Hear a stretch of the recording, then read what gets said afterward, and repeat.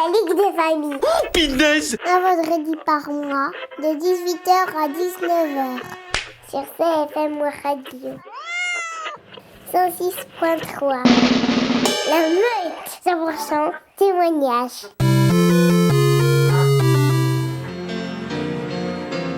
Quand l'écran s'allume, je tape sur mon clavier. Tous les mots s'envoient qu'on se dit avec les doigts. Et j'envoie dans la nuit un message pour celle qui me répondra au pour un rendez-vous. Bienvenue dans la Meute de ce mois de mars 2023, déjà. Cette émission est un peu particulière car après une première collaboration pour l'émission de février sur le postpartum avec un groupe d'apprenants en formation d'alphabétisation chez Lire Écrire Centre Mons Borinage, nous collaborons cette fois et avec ce même groupe mais avec un objectif plus grand. En fait, je vous avoue que pour une fois, on a changé le thème de l'émission en cours de préparation. Le groupe de Lire et Écrire nous a fourni des témoignages tellement interpellants par rapport à leurs difficultés que notre devoir est de les diffuser. Nous sommes un mouvement d'éducation permanente, cela fait partie de nos missions. Du coup, on a creusé, à partir de leurs témoignages, sur l'utilisation des réseaux sociaux lorsque l'on a des difficultés de lire et écrire. Donc, vous entendrez d'abord la présentation du groupe, donc de ce groupe alpha. Ensuite, ils aborderont la manière dont ils utilisent les réseaux sociaux, les moqueries, la modération. Donc 3 capsules vraiment complètes sur le sujet. Après, je suis allée rencontrer Anne Lowenthal de l'Arc-la-Louvière qui va nous parler d'une action concrète de première ligne afin de combler les manquements liés à la fracture numérique. Et enfin, Bénédicte Mongeau de Lire et Écrire CMB qui nous présentera les actions de Lire et Écrire qui luttent contre la fracture numérique des personnes en difficulté de lecture et d'écriture. Donc pour cette émission du mois de mars sur l'utilisation des réseaux sociaux et d'Internet lorsque l'on a des difficultés de lecture et d'écriture, je remercie particulièrement Grégorio, Dimitri, Philippe, Angela, Paolina, Giuseppina, Khadija, Marianne, Fred, Anne et Bénédicte, et l'équipe de la Meute évidemment, ma collègue Yolande et Arnaud, notre technicien. Je rappelle que pour ce projet de la Meute, nous cherchons toujours des volontaires, donc n'hésitez pas à me contacter à d.hubert@liguedesfamilles.be. Message électrique, antenne électronique. Je reçois sur mon écran tout son roman. On s'approche en multi et je la tire en duo.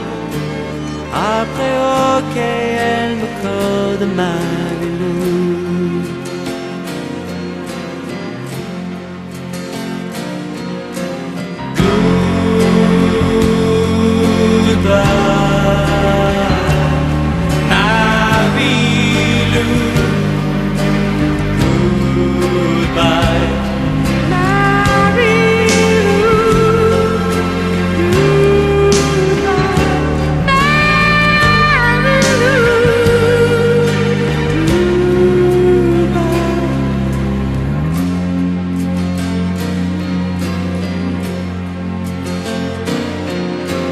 Quand j'ai caressé son nom sur mon écran, je me tape Marilou sur mon clavier.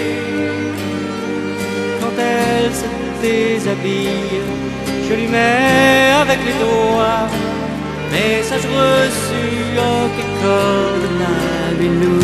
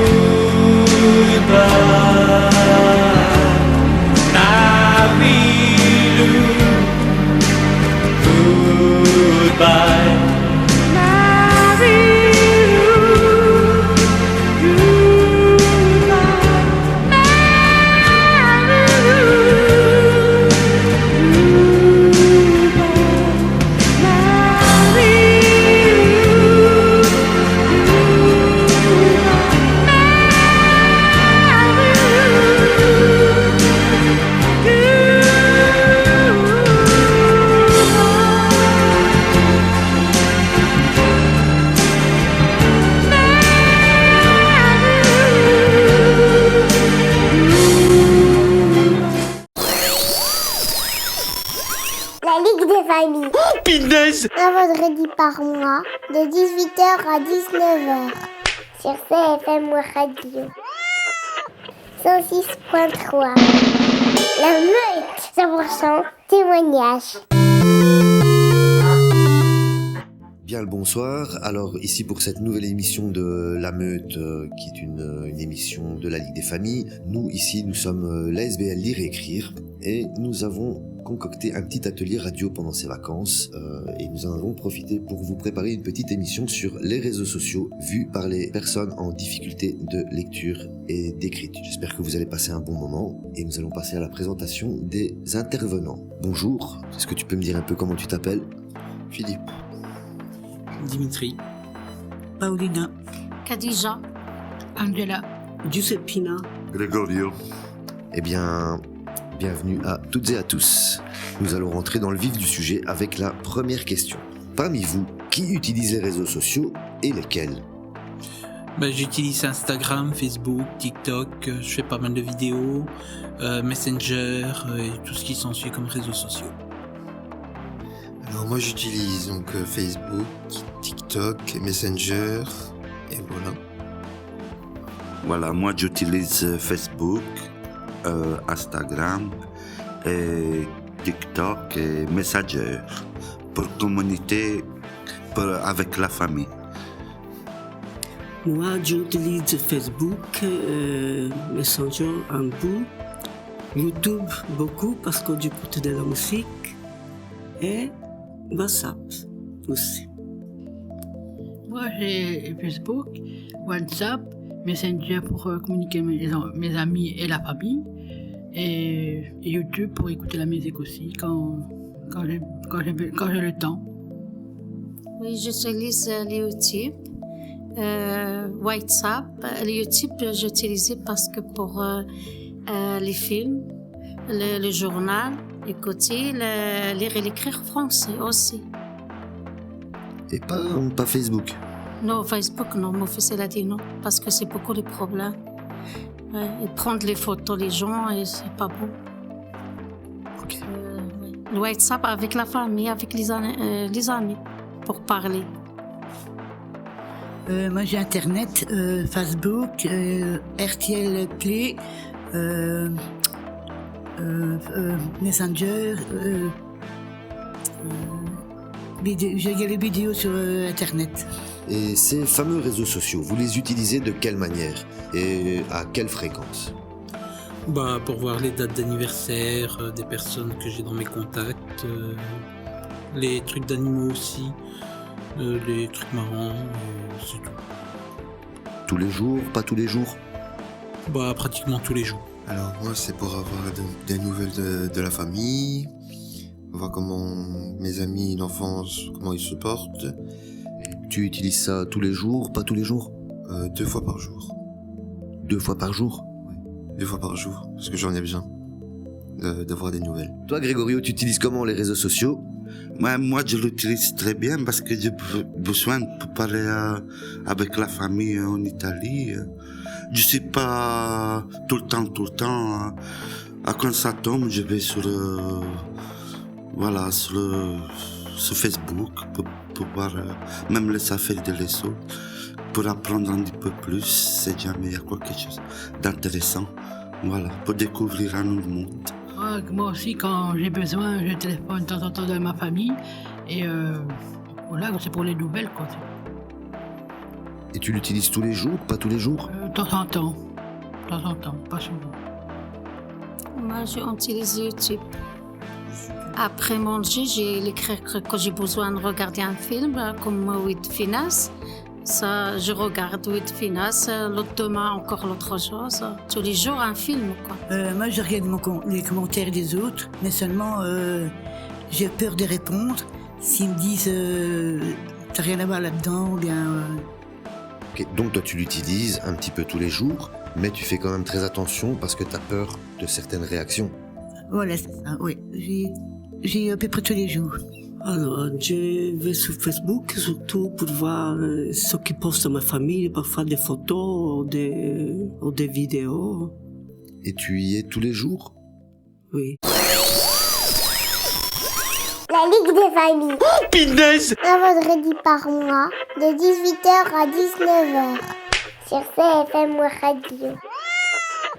106.3. La meute, 100% témoignage. Alors sur ces fameux réseaux sociaux, quand on a des difficultés de lecture et d'écriture, et qu'on sait que ces réseaux sociaux, c'est essentiellement de la lecture et de l'écriture, est-ce qu'on s'est déjà moqué de vous? Bien sûr qu'on s'est déjà moqué de moi, comme la plupart des gens. À part que quand on se moque de toi, à ce moment-là, tu dis désolé, j'ai des problèmes de lecture et d'écriture. Et on te dit à chaque coup, t'as qu'à t'acheter un Becherel, un dictionnaire. Je fais excuse-moi d'avoir un problème dans la vie à ce sujet-là. Et au niveau des émotions, toi, qu'est-ce que t'as ressenti à ce moment-là? Du rejet de la société, de certaines personnes, et en même temps, ça te donne envie de te couper des réseaux sociaux. Bon, moi aussi, on s'est déjà moqué de moi, mais pas spécialement de l'écrit. Moi, c'était plutôt du profil, donc de photos. Donc, j'ai déjà eu comme quoi que j'avais une sale tronche. Donc, qu'est-ce que tu fous là? Et toi, tu l'as pris comment à ce moment-là? Et t'as réagi comment? Déjà, j'avais de la colère, du rejet. Donc voilà, pendant une période, j'ai même plus voulu aller dessus, tout simplement. Moi, oui, une fois, ils sont moqués de moi, mais je l'ai fait la première fois, j'ai écrit un commentaire, je me suis trompé, ils sont photos de moi aussi. Et alors, dans le jour-là, je commente plus, voilà, je passe. Je regarde seulement les commentaires, et c'est tout. Et donc, t'as un petit peu aussi cette crainte de t'exprimer, alors? Oui, fortement, oui. Grâce à lire et écrire, on a commencé à apprendre quelque chose. Il faut dégager la peur, voilà. Ça m'est jamais arrivé parce que je ne sais pas écrire en fait en français. Alors là, je l'ai tombé. Mais parfois, quand je vois, je lis des commentaires sous les sous, ça me touche beaucoup. Même si je voudrais répondre à la personne là, la personne qui ne sait pas bien écrire n'est pas stupide, mais c'est la personne stupide, c'est la personne qui juge la personne là. Mais je ne sais pas l'écrire en français, alors là, je voudrais bien savoir le faire pour répondre à des personnes comme ça. Est-ce que tu penses vraiment que ça vaut la peine de vraiment répondre à ces gens, ou est-ce que c'est important pour toi de leur répondre? Si je dois donner mon avis, oui. Moi, quand j'ai envie d'écrire les commentaires sur le Facebook, et il y en a qui me disent « Ouais, tu n'arriveras pas à le faire, les messages. » Mais oui, mais je n'arrive pas à trouver comment communiquer les phrases de messages. Et j'arrive pas, alors tant pis, je laisse tomber. Je dis j'apprendrai plus tard. Je dis si j'arrive pas, tant pis. Moi, j'aimerais bien faire un commentaire sur Facebook, mais il y a des gens qui se moquent de vous. Mais après, on est vite choqués, donc on arrête le Facebook, on arrête tout. Ça t'était déjà arrivé personnellement, alors? La première fois, oui. La première fois que j'étais sur Facebook, ça m'est déjà arrivé. Et tu as réagi comment? J'étais vraiment mal, donc j'ai tout arrêté pendant un mois, après j'ai dû recommencer. Et là, il y a 2-3 personnes qui m'ont même aidé à le faire. Moi, je n'ai que le YouTube. J'ai l'écrire les films que j'ai besoin, mais après, j'ai bloqué, quoi. Pour l'écrire, Donc en fait, toi, tu n'as pas Facebook, et tu nous as expliqué parce que c'était pas ton truc et que tu estimes que c'est dangereux, donc tu n'as que YouTube. Oui, YouTube, mais je l'écrire quand même. Quand je bloque, j'ai appelé mon fils, après ça ira. Je regarde les films, qu'est-ce que j'ai besoin.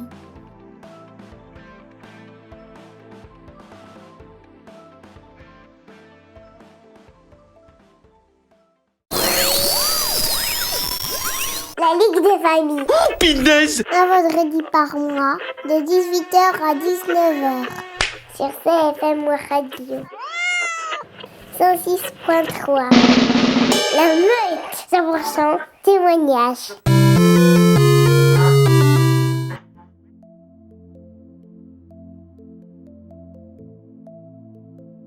Alors, avec vos difficultés, est-ce que vous pensez vraiment que les réseaux sociaux sont adaptés à vos difficultés, et surtout, est-ce que y a quelque chose qui est mis en place pour modérer les gens qui ont des propos moqueurs vis-à-vis des gens qui ont des difficultés de lecture et d'écriture, donc les personnes qui font des fautes d'orthographe, par exemple? Non. Non, on n'a pas vraiment ce genre de soutien dans les réseaux sociaux. Et quand on recherche quelque chose ou quelqu'un pour essayer de nous aider, bon, on a la chance d'avoir lire et écrire, mais sinon, par ça, on n'a pas vraiment de suivi ni de soutien de la part des gens.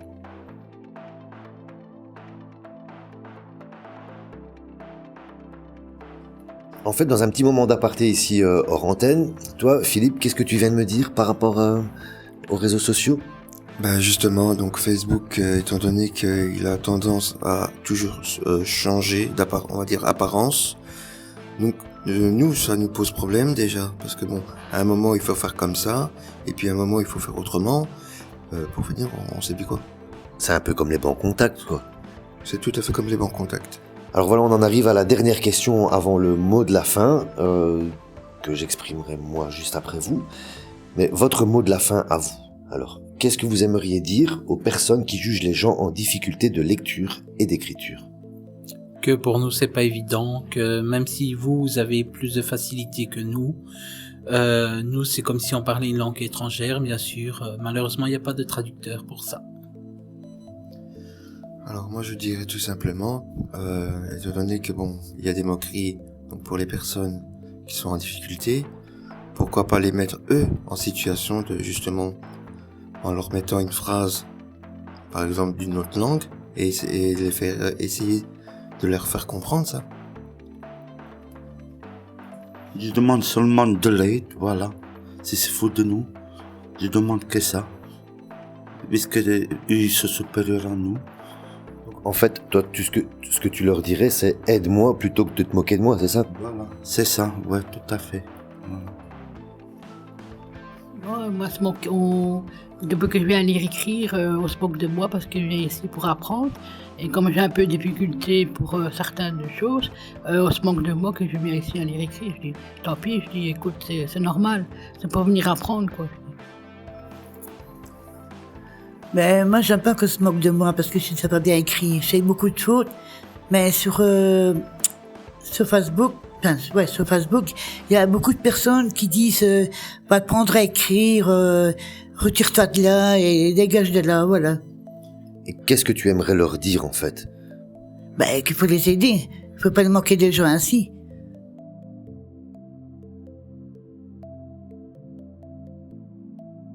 Eh bien, pour conclure cette petite émission de la Meute sur les réseaux sociaux, je vais simplement terminer par cette petite phrase pour conclure ce petit travail que nous avons mené pendant une semaine lors d'un atelier de vacances.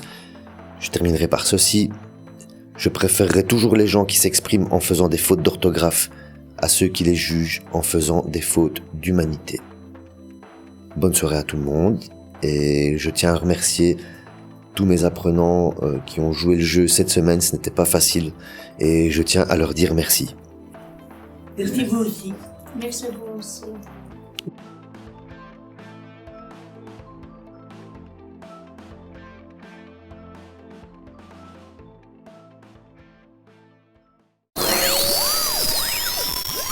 La Ligue des familles.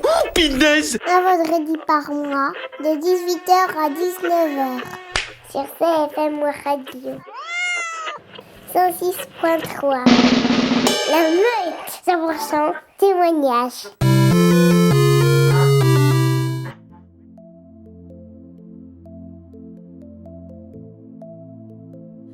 Je reçois Anne Lowenthal de l'Arc-La Louvière dans cette meute dont le thème est les réseaux sociaux et plus largement Internet et son utilisation lorsque l'on a des difficultés de lecture et d'écriture. Lorsque l'on aborde le net et les inégalités qui y sont liées, on parle de fracture numérique, celle-ci ne touchant pas que les publics en difficulté avec l'écrit. Bonjour Anne. Bonjour. Alors, la fracture numérique, qu'est-ce que c'est ? Alors, la fracture numérique, c'est, pour le dire très simplement, c'est la difficulté à utiliser les outils numériques. Après, la fracture numérique touche plusieurs niveaux.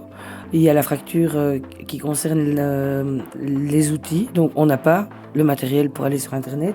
Il y a l'usage de ces outils, on ne sait pas comment les utiliser ou on ne les utilise pas bien. Et puis il y a aussi une fracture liée à la manière dont sont conçus les outils. Un site fédéral ou un réseau social, etc. Il faut encore comprendre comment les utiliser, ils ne sont pas toujours bien faits, etc.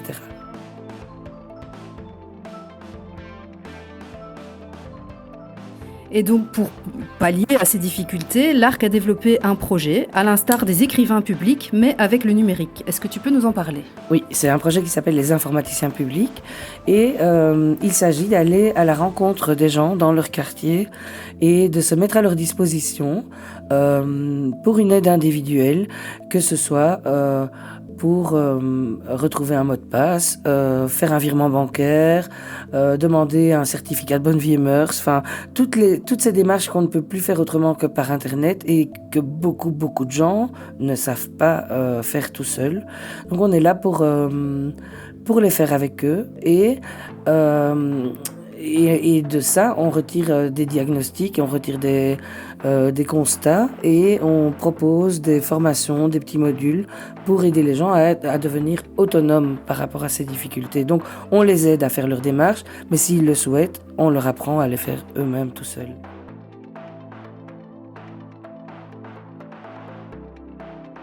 Ok, donc ça, c'est un service que l'ARC a développé. Et est-ce qu'aujourd'hui, il existe des moyens pour étendre ces services ? Alors, on a très peu de moyens. Ça coûte pas super cher, mais ça coûte très cher pour une association. À la Louvière, on a 0 moyen pour le moment. Oui, on a quand même une petite collaboration avec le CPAS, donc là, ça va. Enfin, ils ont des locaux, etc. Mais on remplit des appels à projets. Là, avec la Ligue des familles, justement, et Lire et Écrire, on a rempli un projet qui s'appelle DigiParents. On espère avoir de quoi lancer des permanences chez Lire et Écrire en partenariat avec les 3 associations. Ok, donc un informaticien public est donc un bénévole involontaire. Et donc je suppose que vous recherchez des volontaires pour ce projet. Totalement. En fait, on recherche des volontaires. Il ne faut pas être informaticien. Il faut juste savoir se débrouiller avec un ordinateur. Si vous savez vous débrouiller dans vos démarches personnelles, alors vous savez devenir informaticien public. On école les gens, on les suit pendant plusieurs permanences. On ne les lâche pas dans la nature comme ça. On a aussi une charte qui est très importante parce que, évidemment, quand on touche aux démarches des gens, on touche à leur vie privée, on touche à leurs données personnelles. Et donc, on les suit, on les supervise. Voilà, c'est tout un réseau. Merci Anne. Avec plaisir.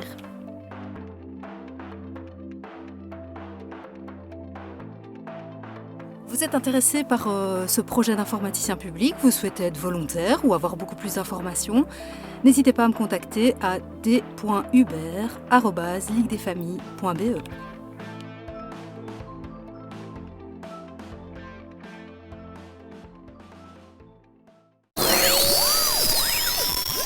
La Ligue des familles. Oh, punaise! Un vendredi par mois, de 18h à 19h. Sur CFM Radio. 106.3. La meute. 100% témoignage. Alors, pour témoigner de l'utilisation des réseaux sociaux lorsque l'on a des difficultés de lecture et d'écriture, je rencontre aujourd'hui Bénédicte Mongeau, responsable de projet en éducation permanente et de sensibilisation à lire et écrire Centre Mons-Borinage. Bénédicte, bonjour. Bonjour Delphine. Alors Bénédicte, est-ce que tu peux m'expliquer quel est ton rôle chez Lire et Écrire ? Je suis responsable de sensibilisation, responsable de projet et de partenariat en éducation permanente. En tout cas, cette collaboration avec vos apprenants sur cette émission de radio a été vraiment très riche pour tout le monde, aussi bien pour eux que pour nous. Ils ont pu vraiment apporter leur point de vue et un point de vue qu'on entend évidemment très peu. Et la sensibilisation, c'est ça aussi, c'est donner une place à leurs paroles. Oui, donc pour nous, sensibiliser, ça n'a pas beaucoup de sens de le faire sans les apprenants. C'est leur histoire de vie, c'est eux qui en parlent le mieux et donc forcément, on ne conçoit pas la sensibilisation sans eux. C'est pour ça d'ailleurs qu'on a mis en place un groupe mixte qui est composé tant de travailleurs que d'apprenants et qui mène des campagnes de sensibilisation au fil de l'année. Alors la campagne de Lire et Écrire cette année porte sur le numérique et toutes ses conséquences sur les personnes en difficulté de lecture et d'écriture. Est-ce que tu peux un petit peu nous en parler, s'il te plaît ? En termes de numérique, les problèmes engendrés sont multiples. Ils peuvent en parler, ils en ont déjà parlé plusieurs fois d'ailleurs. On peut citer des problèmes pour faire ses virements par exemple. En fait, tout passe au numérique, donc c'est compliqué dans toute une série de domaines au quotidien. Donc ça touche vraiment toute une série de domaines qui en fait empêchent les personnes en difficulté de lecture et d'écriture d'accéder à leurs droits les plus fondamentaux. Et c'est pour ça que nous nous battons au quotidien pour qu'ils soient beaucoup mieux pris en compte. Et donc oui, travailler dans un projet radio, c'est super intéressant tant pour eux que pour nous. Et c'est vrai qu'on ne parle pas assez de l'alphabétisation et des personnes en difficulté, avec ce chiffre qui est quand même incroyable du 1 sur 10. Pour en revenir au numérique, ce que nous revendiquons avec ce groupe, c'est pas de dire non, on ne veut pas du numérique, parce que le numérique, il existe, il fait partie de la société, on y travaille en formation. Il y a des modules de formation qui ont été conçus depuis le Covid, et tout au long de l'année, c'est quelque chose qu'on travaille aussi bien comme la lecture, l'écriture ou les maths. Mais ce qu'on veut vraiment dire, c'est que on n'est pas d'accord avec le non au tout numérique. Ce que nous voudrions, c'est qu'il y ait d'autres alternatives pour qu'on ait un choix qu'on puisse poser de s'adresser à une administration avec une personne ou directement avec l'ordinateur, la tablette, le GSM. Et c'est d'ailleurs en ce sens, donc nous continuons notre campagne de sensibilisation autour du numérique qui a été lancée il y a maintenant 2 ans. Pour dénoncer toutes ces difficultés et ces non-accès aux droits pour les personnes en difficulté de lecture et d'écriture. Donc il y a en fait une difficulté supplémentaire par rapport à un quotidien qui peut déjà être parfois très compliqué.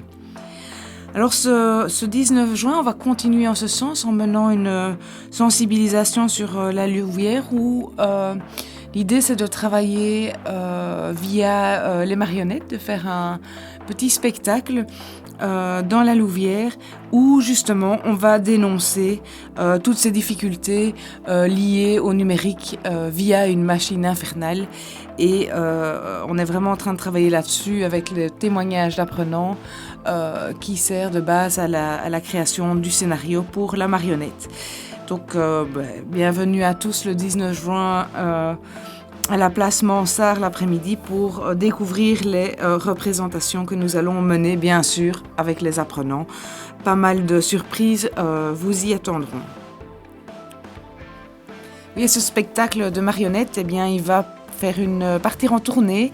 Il ira dans toutes les régionales de Wallonie et sur Bruxelles au courant de tout le mois de juin. Donc, si vous ne le voyez pas à la Louvière, il y a encore moyen de le voir à Namur, Bruxelles ou autre part.